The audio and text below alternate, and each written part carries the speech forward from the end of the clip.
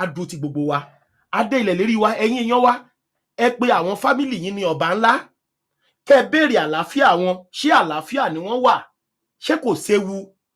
Ṣé àlàáfíà lẹ́wà? Ọba ńlá, ṣé àlàáfíà ní baba ńlá ní Kwara State? Ẹ pe àwọn èèyàn yín láti béèrè àlàáfíà wọn o.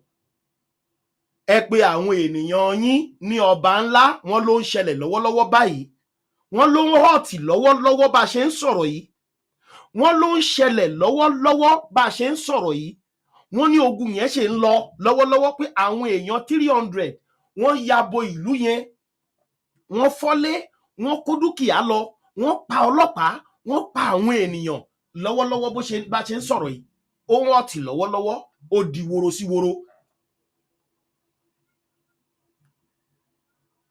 Ó ń ṣẹlẹ̀ lọ́wọ́lọ́wọ́. Ẹ̀yin èèyàn wa, àwọn ẹlẹ́ṣọ́ ààbò tọ́nà wá bẹ̀, everybody wọ́n gbẹ̀yà padà. Okay, no problem. All right. So ẹ̀yin èèyàn wa, ó ń ṣẹlẹ̀ lọ́wọ́lọ́wọ́ sẹ́ẹ̀, ó ń ṣẹlẹ̀ lọ́wọ́lọ́wọ́.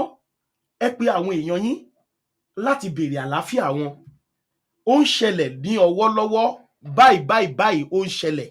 Ẹ pe àwọn èèyàn yín láti béèrè àlàáfíà wọn ní ìlú tí wọ́n pè ní baba ńlá. Ẹ tún gbọ́ lẹ́ẹ̀kan sí. Òrékè ni mo wà ní wọ́n ti pè mí pé nǹkan ṣe ní baba ńlá, bá mi àti aláya wọlé, wọ́n láwọn tó wá látọ̀ 300 wọ́n ya baba ńlá lọ́sàn gangan ni, kì í ṣe pé lọ́sàn gangan ni o. Wọ́n ya baba ńlá kò bá ẹsẹ̀, kò bá ọ̀kadà.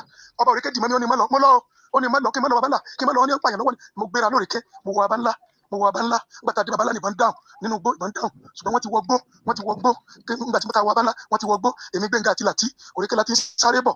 Nígbà àwọlé, nígbà dé là ń bá àwọn òkú lẹ́lẹ̀, wọ́n pa àwọn mẹ̀yà tí àlà o, àwọn mẹ̀yà tí àlà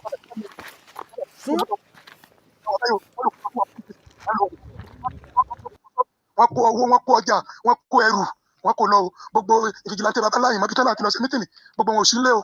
Gbogbo wọn ti lọ ìfọ́mọ́ntì bẹ́ẹ̀ baba ńlá, ó sún wa o. Gbogbo ìfìjìláńtì ọ̀fẹ́ mi àti àlà ńlẹ̀, wọ́n làwọn lọ sí mítìnì níbì kan, kò sẹ́nìkan tó wà lẹ́ o. Àlùlà tó ní tí àlùlà ló padà jáde sí wọn, àlùlà jáde sí wọn.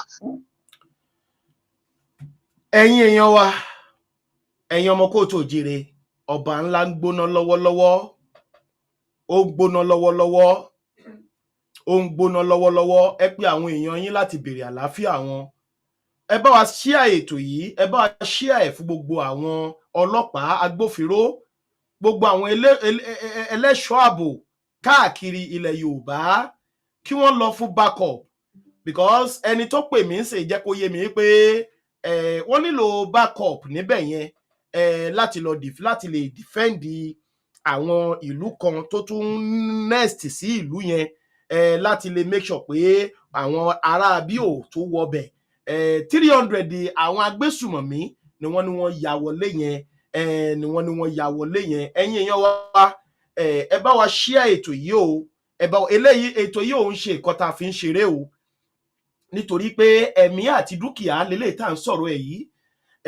Ìjà tá dẹ̀ ń jà, ẹ rántí pé Yorùbá náà látorí rẹ̀ ń jà pé kí wọ́n má pa ìran wa mọ́.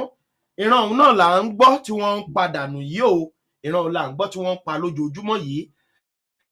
Ó ní mo ṣe sọ fún yín ẹ̀yin èèyàn wa, ẹgbẹgbẹ̀rún olóṣèlú ò lè tú orílẹ̀-èdè Nàìjíríà ṣe. Orílẹ̀-èdè yìí ó ti in fact àmọ́ ọkọ̀ tá a lè pè é mọ́. Bó ṣe rí ní ilẹ̀ Yorùbá, bẹ́ẹ̀ náà ni ó ṣe rí káàkiri òkè òkun. Wọ́n lé ọmọ Nàìjíríà káàkiri gidigidi, wá pọ̀ ọmọ Nàìjíríà ní wàhálà ti dé nìyẹn, because wọ́n rí bí àwọn olóṣèlú wa ṣe ń ṣe, wọ́n rí bí gbogbo ìlú yẹn náà ṣe rí. Ẹni bá máa wá Nàìjíríà, inú fo àyàfo ni. Ẹ̀yin èèyàn wa tá wá ń gbé nínú orílẹ̀-èdè ọ̀hún, ẹ dìde o, ẹ̀yin olólùfẹ́ mi, ẹ̀yin ọmọ Yorùbá. Wọ́n Nàìjíríà ò lè ṣe ọ̀rọ̀ tó wà ńlẹ̀ yìí o, wọ́n Nàìjíríà ò lè ṣe é. Ẹ já dìde ká ẹ jẹ́ kó ẹgbẹgbẹ̀rún pírẹsidẹ́ǹtì kó máa jẹ ní Nàìjíríà. Nàìjíríà ò lè ní lọ síwájú. Kàkà bẹ́ẹ̀ àwọn èèyàn máa sọ ẹ̀mí nù lójoojúmọ́. Ẹ mọyì àwọn èèyàn tí wọ́n ti pa, tí àwa ò tiẹ̀ rí, tá a lè gbé, tó yẹ pé inú igbó ni wọ́n pa wọ́n sí. So fún díẹ̀ yìí, ṣé bó ṣe máa lọ rèé? Àwa tá a wà lókè òkun, ẹ̀rù bà wá àti wálé ní ìlú tó ti bí bàbá àti ìyá wa, tó yẹ pé ńgbà tá à ń kúrò ńbẹ̀, ìlú yẹn ò rí bẹ́ẹ̀ yẹn. A fi ilẹ̀ dáadáa ni, ṣùgbọ́n lọ́wọ́ tá a wà yìí, ẹni tó ń bọ̀ láti ìlú òyìnbó nítorí 5,000 kọ́sítọ́ọ̀mù dẹ̀mí ẹ̀ légbodò ó yìnbọn lù ó pàdánù tí ò tí ń ṣe agbésùmọ̀mí o tó jẹ́ni tó gba training nínú lọ́wọ́ ìjọba o kó tó di pé wọ́n káṣọ sí lọ́rùn o ó ti yé òun ló ṣiṣẹ́ yẹn ẹ tún wá wọ àwọn agbésùmọ̀mí lọ́tún lọ́sì ẹ má dẹ̀ gbàgbé o Fúlàní náà gbé lọ́wọ́ o pé gbogbo ètò ìṣèjọba Tinubu pé ọmọ Yorùbá ni pé Fúlàní ò rọ́wọ́ kankan mú so tí ó bá lè bọ́ sọ́wọ́ Fúlàní ẹ̀yin èèyàn mi ṣe mọ̀ pé ìyà di apá kejì nìyẹn fún ìran Yorùbá ẹ̀yin ọba aládé wa ẹ̀yin olóyè lóyè abẹ̀yìn ẹ dìde o ilẹ̀ Yorùbá ti kọjá ó ti kú fún ẹ̀jẹ̀ ilẹ̀ Yorùbá ti kú fún ẹ̀jẹ̀ ẹ̀yin ládéládé wa ẹ̀yin lọ́ba kátẹ̀gbà pé ń ṣe ọba àtilẹ̀mú ọba àgbàlódé nìyí ṣùgbọ́n mo fẹ́ kẹ́ ẹ mọ̀ pé ọmọ Yorùbá nìyí o mo fẹ́ kọ́ ẹ mọ̀ pé wọ́n rí yín ní Yorùbá ni wọ́n fi gbadélé yín lórí ẹ jà fún ìran Yorùbá o ẹ jà fún àwọn baba ńlá baba wa jà fún ilẹ̀ Yorùbá la ṣe dẹni tó nílẹ̀ o ẹ ṣàánú ẹ̀yin náà dìde láti jà fún ìran ọmọ wa káwọn náà lè ṣe kíni kí wọ́n lè fi ilẹ̀ wa kí wọ́n lè fi yangàn lọ́jọ́ ọ̀la ẹ ṣé mo dúpẹ́ o ẹ̀yin olólùfẹ́ mi a ò ní rí ètò yìí a ò ní rí jù báyìí lọ lágbára Elédùà Oòduà gbè wá kò ní gbé ọ̀dàlẹ̀ ẹ ṣé mo dúpẹ́ ó dàbọ̀ bye bye.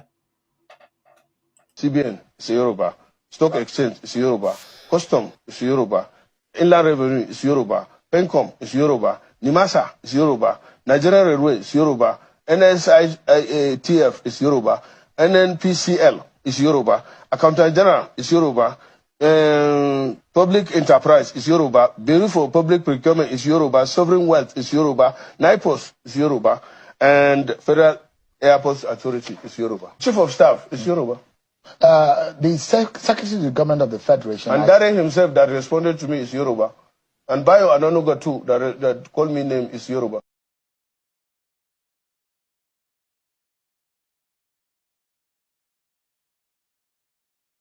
Òrékè ni mo wà ní ti pè mí pé nǹkan ṣe ní babalá bá mi àti aláya wọlé wọn láwọn tó wá tó 300 wọn yà wà bálá lọ́sẹ̀ gangan ni kì í ṣe pé lọ́sẹ̀ gangan ni o wọn yà wà bálá kò bá ẹsẹ̀ kò bá ọ̀kadà ọba Òrékè dì mọ́ mi ó ní má lọ mo lọ ó ní má lọ kí n má lọ babalá kí n má lọ ní pààyàn lọ́wọ́ ìgbéra ní Òrékè mo wọ babalá gbàtà dé babalá ní ìbọn dáhùn nínú igbó ìbọn dáhùn ṣùgbọ́n wọ́n ti wọgbó nígbà tí mo ta wọ babalá wọ́n ti wọgbó èmi Gbénga àti Làtí Òrékè láti ń sáré bọ̀ nígbà àwọlé nígbà dé là ń bá àwọn òkú lẹ́lẹ̀ wọ́n pa àwọn mẹ̀yàtì àlà o àwọn mẹ̀yàtì àlà náà padà sá ni o àmì àti aláṣàkó lọ́dọ̀ wọn ni o títí làwọn abẹ́yò wọn ló kú kan tó wà police station là ń lọ wò wọ́n jí wọ́n fọ́ gbogbo ṣọ́ọ̀bù wọ́n kó owó wọ́n kó ọjà wọ́n kó ẹrù wọ́n kó lọ o gbogbo ìfìjìláńtẹ́ bàbá ńlá ìmọ̀bítọ́ náà ti lọ sí mítìnì gbogbo wọn ò sí nílé o gbogbo wọn ti lọ informant ń bẹ bàbá ńlá oṣù wa o. Tinubu padà wá 2027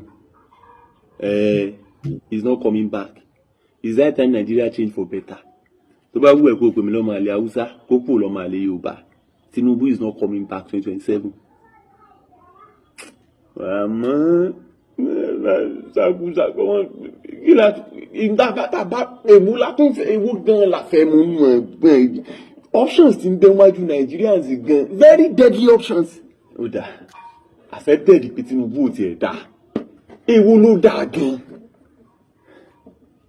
Tinubu ò dá Àtíkù ò sún ẹ Òbí ò ṣe é gbẹjọ́ kò tí ẹ wá option kan tó wà reasonable wájú Nigerians no reasonable options a kàn fò láti inú oko lásòkò lásán ni Ọlọ́run ṣàánú o.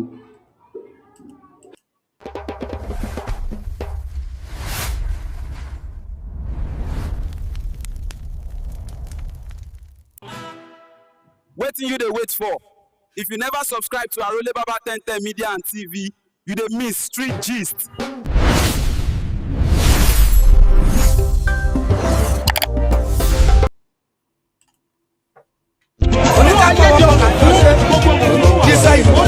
Kò sí Nàìjíríà mọ́ Nàìjíríà ó ti kú tipátipá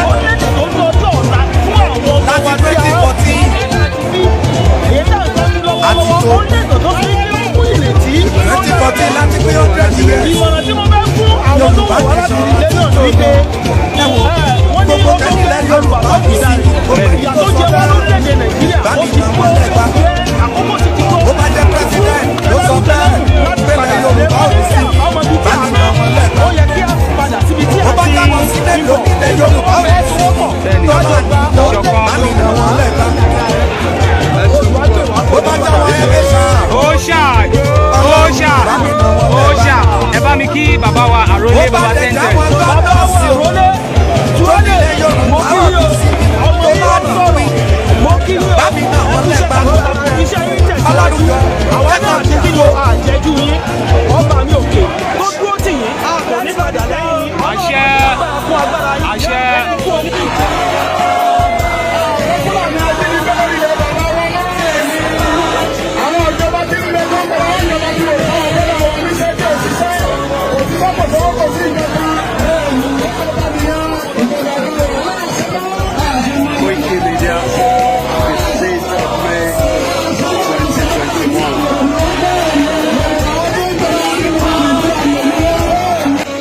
Yorùbá nation no going back.